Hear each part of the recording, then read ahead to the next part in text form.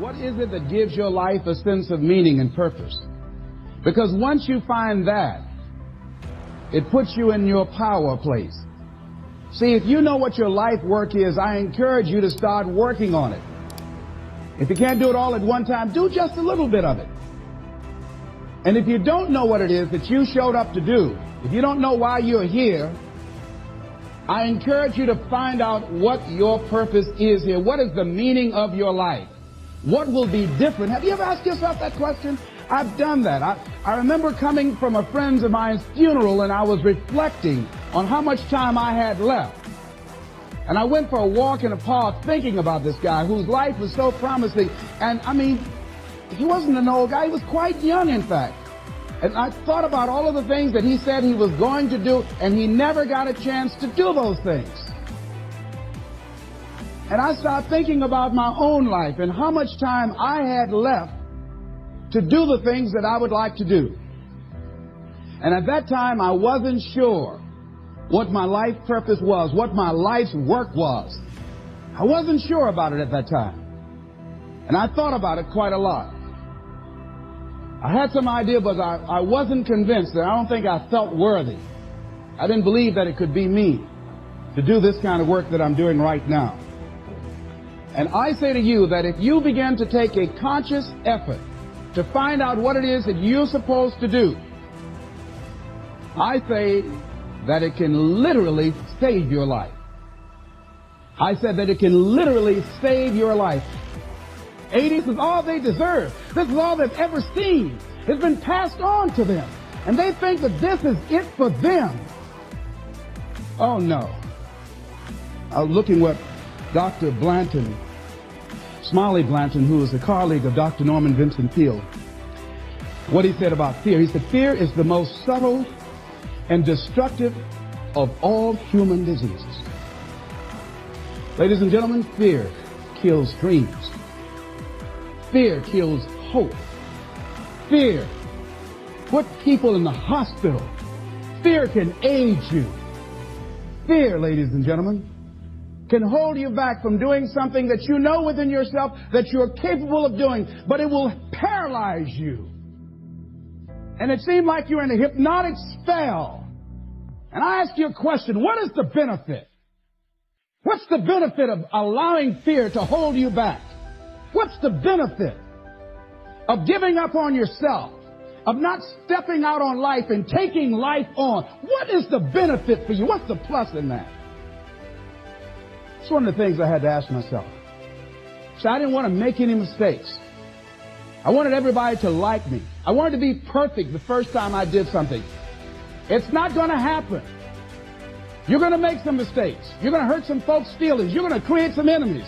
Whenever you decide that you want to begin to take life on, you've got to ask yourself, how long am I going to allow this to hold me back? I like what Zig Ziglar says. He said, fear is false evidence appearing real. That is an illusion that we create in our mind. It is a state of mind that can be changed. So let's look at how we can begin to take some steps to restructure that fear, to begin to expand our visions of ourselves, to begin to increase our self-esteem. Webster said that self-esteem means confidence and satisfaction in oneself. Look at your life right now. Whatever you've done up to this point in time, your life is working. Whatever you have produced, it came out of you as a result of the kind of person that you have become. It's a result of your choices. It's a result of your consciousness. Now you have to ask yourself, are you satisfied with what you have produced? Is this what you want? Would you like for things to be better than this? Do you believe that you deserve better than this? Or are you content? This is it. You don't have to do anything else. That you already resign yourself in life and say, well, I'm happy. I'm not starving like the people in Calcutta. Are you allowing yourself to get off the hook like that? Or do you believe somewhere in the back of your mind or in your heart that there is some other great work for you to do? There's something else that life has for you. And that's why you're here. How do we handle this fear factor? How do we increase our self-esteem? You have to begin to fortify yourself. How do we do that? I believe that you have to begin to consciously Monitor your inner conversation and start talking to yourself. Start building yourself up. Sometimes the only good things you will hear about you are the things that you say to you. So I'm saying learn to be your own booster. Start building yourself up.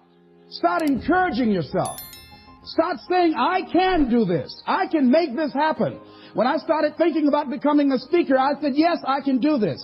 I can make this happen. When I start trying to convince myself I can be a businessman after flopping and failing and losing thousands of dollars and feeling stupid and dumb and having people take advantage of me because of what I didn't know.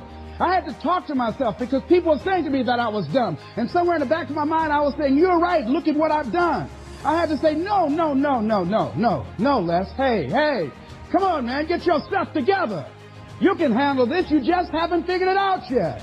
It's all right. This is your training period. This is the tuition you have to pay for what you don't know. You can do this. Other people have done it. It doesn't take an Einstein. Get you some people that can teach you some stuff that you don't know. Get you some people that have done it successfully and learn from them. Take some seminars, workshops, read some books on how to manage a business. Change the way you see yourself and begin to tend to the personal details. Understand that nobody's going to take care of your business better than you. And when I start changing that kind of mindset of beating myself up because of my mistakes and start looking at the possibility of my doing better, of my making the adjustment that would enable me to do what I want to do successfully, things begin to change. And I say, stop beating up on yourself. You do it. I know you do it. I've done it.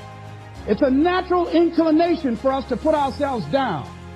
See, we are born negative, I think, in a negative consciousness because we live in a negative world. Here's some other things, ladies and gentlemen. Begin to guard your mind against negative programming, like turn off the television. Don't watch the news. So you've got to guard the kinds of things that you put in your mind. See, if you don't program your mind will be programmed because human beings are goal-oriented. That's why we die of broken hearts early. That's why we're running through life to early graves. We're going through life, ladies and gentlemen. And I think that Henry David Thoreau said that most men live in quiet desperation. Most of us go through life running scared. So we created this in our minds, false evidence appearing real. We made it real in our minds.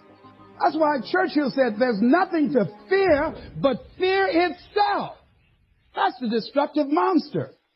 So turn off things that can contribute to your fear. Turn a deaf ear to people that all they can do is talk about how negative things are because they have bought into the consciousness of the world. Start attending workshops, seminars, listening to tapes on a daily basis to begin to recondition your mind, to retrain your thinking. Faith comes by what? Hearing and hearing and hearing. Listen to things that can empower you, that can enable you to create a new reality for yourself, in a new life for yourself. You might appear to be strange around most people. You know, most people think you're strange if you're happy today. See, these people have not found their purpose in life. That's why they're grumpy. That's why they're miserable. That's why they're so negative. They're hurting and they want to hurt other people. So start practicing using programs for your mind. Seminars, books, workshops. Keep a journal. Record your thoughts. What's happening with you? Every day when you get up, have a journal near you. See, ladies and gentlemen, we get 3 to 4 thoughts a year that if we would act on those thoughts, they could change our life. What idea are you sitting on? Write your ideas down. And then, once you get that idea, take the leap. Take the leap. See, it's out here in the universe. If you don't take the plunge, I guarantee you, somebody else will. Take the plunge. Go into action. And ladies and gentlemen, you will be surprised at how things will come together. You'll be surprised. Now, you're going to have some difficult challenges. I can tell you that now.